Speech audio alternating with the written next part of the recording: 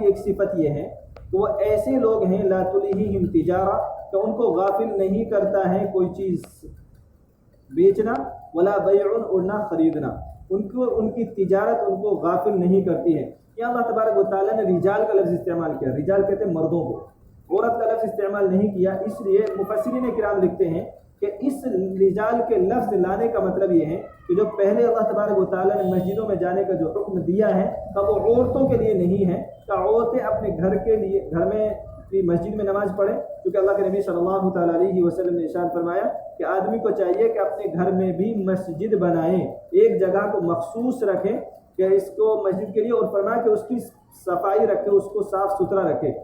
تو اس رجال کے لفظ لانے کا مطلب یہ ہے کہ عورتوں کو حکم دیا گیا ہے کہ وہ مسجد میں نہ آئیں بلکہ اپنے گھروں کی مسجدوں میں نماز پڑھیں، اور مردوں کو چاہیے کہ وہ گھر میں نماز نہ پڑھ کر کے فرض نماز جماعت سے مسجد کے اندر آ کر کے پڑھیں۔ ہاں سنت نوافل پڑھنے کی گھر پر اجازت ہے، بلکہ نفل تو چاہیے آدمی کو کہ گھر پر ضرور پڑھنی چاہیے، کیونکہ اللہ کے نبی صلی اللہ تعالیٰ علیہ وسلم نے ارشاد فرمایا کہ اپنے گھروں کو قبرستان نہ بناؤ۔ قبرستان نہ بنانے کا مطلب یہ ہے کہ چونکہ مردے قبرستان میں نماز پڑھنے کی اجازت ہے نہیں، تو اس لیے اللہ کے نبی صلی اللہ تعالیٰ علیہ وسلم نے فرمایا کہ قبرستان نہ بناؤ کا مطلب ہے کہ اپنے گھروں پر بھی نفل نماز اور سنتیں ادا کرو۔ فرض نماز مسجد میں جا کر کے جماعت سے ادا کرنے کا حکم ہے، وہ گھر پر پڑھنے کی اجازت نہیں۔ ہاں بیماری ہے، الگ بات ہے کہ بیماری میں اللہ کے نبی صلی اللہ تعالیٰ علیہ وسلم نے شریعت مطہرہ نے یہ حکم دیا ہے تو وہ گھر پر نماز ادا کر لیں اگر بیمار ہے تو۔ رجال لا تلہیہم تجارہ کا یہ ایسے لوگ ہیں کہ ان کی تجارت ان کو غافل نہیں کرتی ہے، نہ ان کا بیچنا، عن ذکر اللہ اللہ کے ذکر سے، و اقام الصلاۃ اور نماز کے قائم کرنے سے، و ایتاء الزکاۃ اور زکوٰۃ کے دینے سے، کا یہ ایسے لوگ ہیں کہ ان کو اللہ تبارک و تعالیٰ کے ذکر سے کوئی بھی چیز غافل نہیں کرتی، ان کا خریدنا ہو، ان کا بیچنا ہو، نماز پڑھنے سے غافل نہیں ہوتے، زکوٰۃ دینے سے غافل نہیں ہوتے۔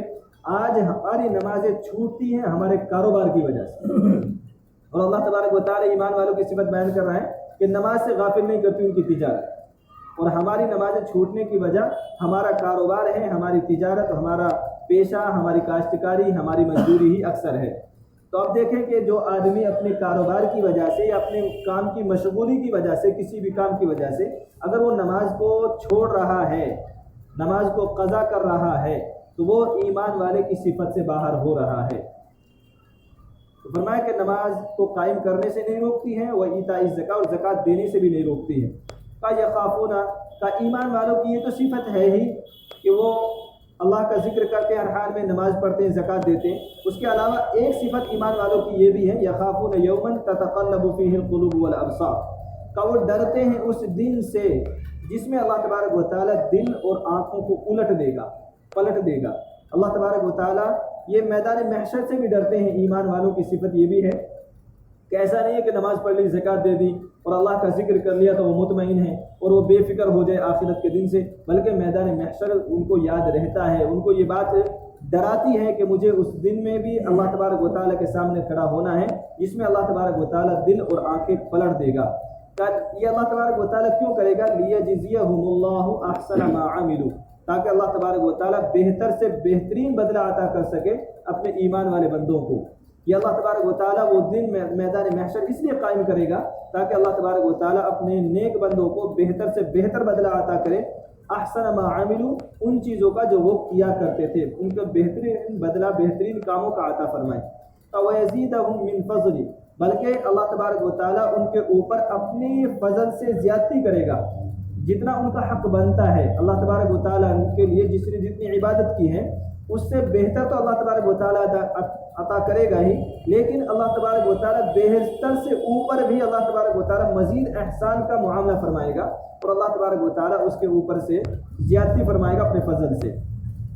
فرمایا واللہ یرزق من یشاء بغیر حساب، اور اللہ تبارک و تعالیٰ رزق عطا فرماتا ہے جس کو چاہتا ہے، بے حساب رزق عطا دیتا ہے، جس کو اللہ تبارک و تعالیٰ چاہتا ہے بے حساب رزق عطا فرماتا ہے۔ یہ تو اللہ تبارک و تعالیٰ جس کو جتنا چاہے دینے پر قادر ہے، لیکن اللہ کے نبی صلی اللہ تعالیٰ علیہ وسلم کی خدمت اقدس میں ایک صحابی نے آ کر کے عرض کیا، یا رسول اللہ تنگ دستی میں ہوں، چاہتا ہوں کہ میرا رزق بڑھ جائے۔ اللہ کے نبی صلی اللہ تعالیٰ علیہ وسلم نے ارشاد فرمایا کہ رزق بڑھانے کا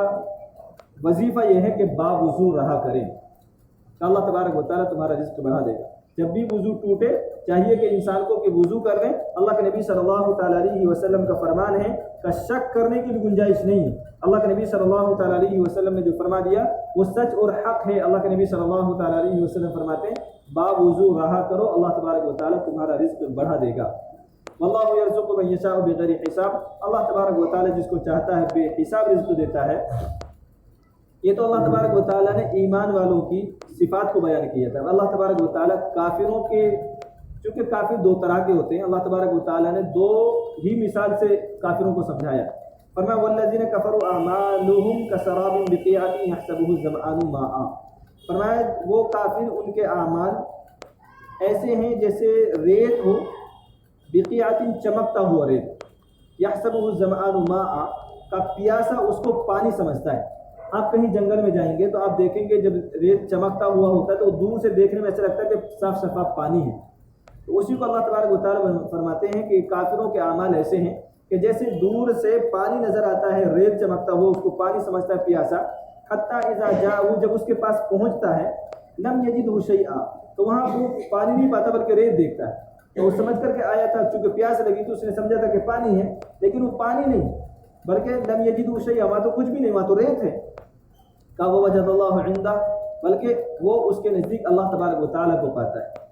का फवफ़ा हिसाबा, अल्लाह तबारक व तआला फिर उसका लिखा पूरा कर देता है। यानी जब प्यास लगने की हालत में जब वो आदमी वहाँ पहुँचता है और वो पानी नहीं पाता है, फिर वो तड़प तड़प कर अपनी जान दे देता है, तो अल्लाह तबारक व तआला उसका हिसाब, उसका लिखा पूरा कर देता है। तो इसका मतलब क्या हुआ, ये काफिर की वो किस्म है जो काफिर तो है, ईमान नहीं रखता है, लेकिन वो आखिरत को मानता है, मौत को मानता है, लेकिन अल्लाह तबारक व तआला पर यकीन नहीं रखता है। तो उसके आमाल ऐसे ही हैं, जैसे वो आखिरत को तो मानता है कि मुझे मरना है, मुझे हिसाब किताब देना है, लेकिन अल्लाह तबारक व तआला पर ईमान नहीं रखता है। तो उसका ऐसा ही है कि वो दूर से पानी देख रहा था, नज़र आता, लेकिन वहाँ कुछ भी नहीं था। वो जो आमाल कर रहा था उसे लग रहा था कि मेरे इन आमाल के बदले में मुझे जज़ा मिलेगी। जैसे आजकल कुछ लोग कह भी देते हैं कि काफ़ी लोग इतने अच्छे अच्छे अमल करते हैं, क्या मालूम अल्लाह तबारक व तआला ने बख्शिश होने के लिए, अल्लाह तबारक व तआला के लिए यहाँ जन्नत मिलने के लिए और उसकी बख्शिश होने के लिए ईमान शर्त है। कोई कितना भी अच्छा अमल कर ले, हाँ दुनिया में अल्लाह तबारक व तआला उसका बदला देंगे। ईमान वाला होगा तो ईमान वाले को भी बदला मिलेगा, अगर ईमान वाला नहीं है अल्लाह तबारक व तआला दुनिया ही में बदला दे देगा। लेकिन मरने के बाद ईमान वाला होगा तो उसे मरने के बाद भी मिलेगा, और अगर ईमान वाला नहीं होगा तो उसे मरने के बाद नहीं मिलेगा, दुनिया में उसका बदला मिल जाएगा। अगर जैसे ये एक उसूल है कि जो आदमी गरीबों को खाना खिलाएगा अल्लाह तबारक व तआला उसको रिज़्क़ बढ़ाएगा। अब ये काम ईमान वाला करेगा अल्लाह तबारक व तआला उसके रिज़्क़ को भी बढ़ाएगा। अगर ये गैर ईमान वाला करेगा अल्लाह तबारक व तआला उसके भी रिज़्क़ को बढ़ाएगा। बस फ़र्क ये है कि गैर ईमान वाले को अल्लाह तबारक व तआला दुनिया में देकर के ख़त्म कर देगा, और ईमान वाले के साथ अल्लाह तबारक व तआला दुनिया में भी देगा और फिर मरने के बाद भी अल्लाह तबारक व तआला उसको बेहतरीन बदला अता करेगा।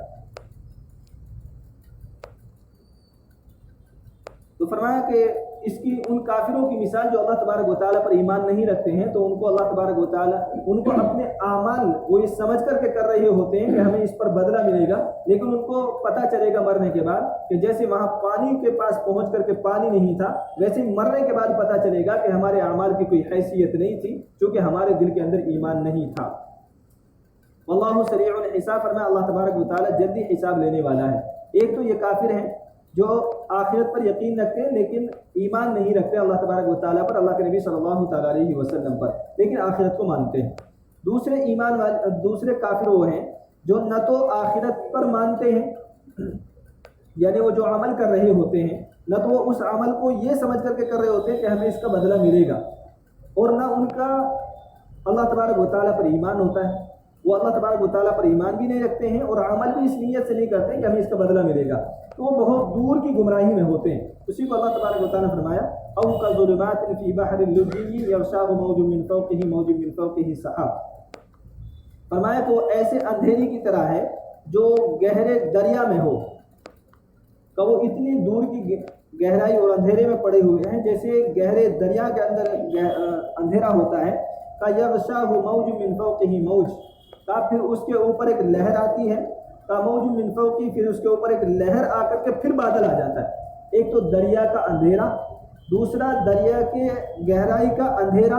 फिर उसके ऊपर भी अल्लाह तबारक व तआला एक लहर को, मौज को लेकर के आता है। پھر اس کے اوپر اللہ تبارک و تعالیٰ بادل کو لے کر کے آتا ہے تو اتنا اندھیرا ہو جاتا ہے کا ظلمات بعضها فوق بعض کا اس کے اوپر